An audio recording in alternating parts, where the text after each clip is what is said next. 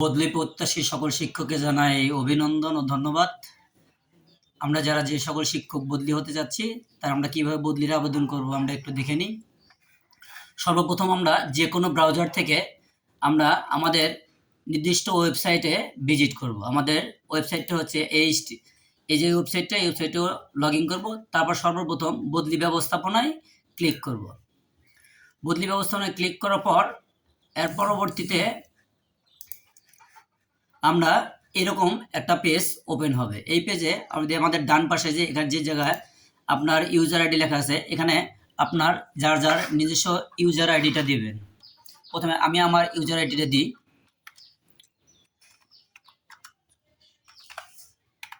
আমি আমার user ID দিছি এবং আমার পাসওয়ার্ডটা আমি দেব।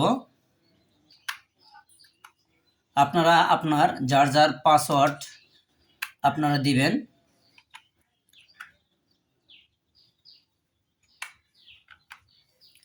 এরপর আপনারা প্রবেশ করুন বাটনে ক্লিক করবেন। এরপর দেখেন এখন আপনাদের কি একটা নিজস্ব পেজ ওপেন হয়ে যাবে।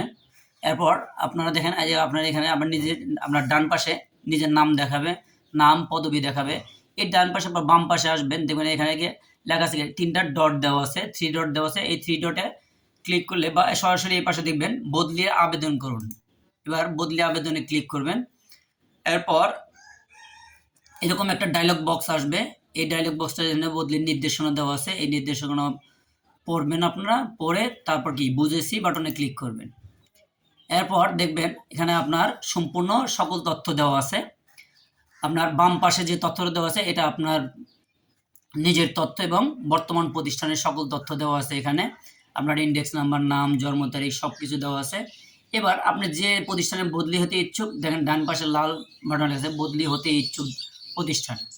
বদলির কারণ, এখানে আপনার বদলির কারণ এই পাশে ক্লিক করলে আপনি দেখেন আপনার নিজ জেলা, নিজ বিভাগ অথবা স্পাউজের নিজ জেলা বা স্পাউজের কর্মস্থল, অর্থাৎ আপনি বদলি আবেদনের সময় যে তথ্যটা দিয়েছেন সেই তথ্যটাই এখানে দেখাবে। যেমন আমি আমার নিজ জেলায় আবেদন করব, নিজ জেলা দিলাম। দেওয়ার পরে দেখেন এখানে শূন্য পদের তালিকা দেখুন, এখানে শূন্য পদের তালিকা দেখাচ্ছে। এখানে আমার জেলায় যে পদগুলো ফাঁকা আছে এই পদগুলো এখানে আমাকে দেখাচ্ছে। এখানে যে প্রতিষ্ঠানগুলো পদ ফাঁকা আছে প্রতিষ্ঠানগুলোর নাম সহ দেখাচ্ছে, কয়টা দেখাচ্ছে। এরপর কি করবেন, এই পাশে দেখেন ডান পাশে সিলেক্ট বাটন আছে, এই সিলেক্টে ক্লিক করবেন। সিলেক্টে ক্লিক করার পর এই যে নিচে এখানে দেখেন সিলেক্টে ক্লিক করলে এখানে আপনার প্রতিষ্ঠানের যে প্রতিষ্ঠানটি সিলেক্ট করলেন ওই প্রতিষ্ঠানের বিভাগ, জেলা, উপজেলা এটাকে আপনাকে দেখাবে। এবার অগ্রাধিকার নাম্বার, এখানে মানে তার মানে আপনি আবেদনটা কত নম্বর অগ্রাধিকার রাখতে চাচ্ছেন সেই নাম্বারটা দিবেন। 1 বা 2 দেওয়ার পরে যে নাম্বারে ওই প্রতিষ্ঠানটাকে রাখতে চাচ্ছেন ওই নাম্বারটা দিবেন। দেওয়ার পরে সাবমিট বাটনে ক্লিক করবেন। সাবমিট বাটনে ক্লিক করলে আপনার একটা প্রতিষ্ঠান চয়েস করা শেষ।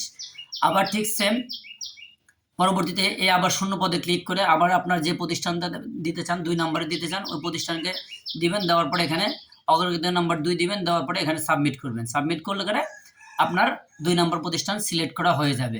এইভাবে আপনি 3টা প্রতিষ্ঠান সিলেক্ট করবেন। সিলেক্ট করার পর দেবেন ইতিমধ্যে আবেদনকৃত তালিকা। এখানে দেখবেন আপনি যে প্রতিষ্ঠানে আবেদন করেছেন এই প্রতিষ্ঠানগুলোর নাম এখানে দেখাবে আপনাকে। এই নিচে নামগুলো দেখাবে, আপনার নিচে এইভাবে নামগুলো দেখতে পারবেন। তো এই হচ্ছে আপনার কি এলাকা বদলির সম্পূর্ণ কাজ। এটুকু করলে আমাদের বদলির সমুদায় কাজ শেষ হয়ে যাবে।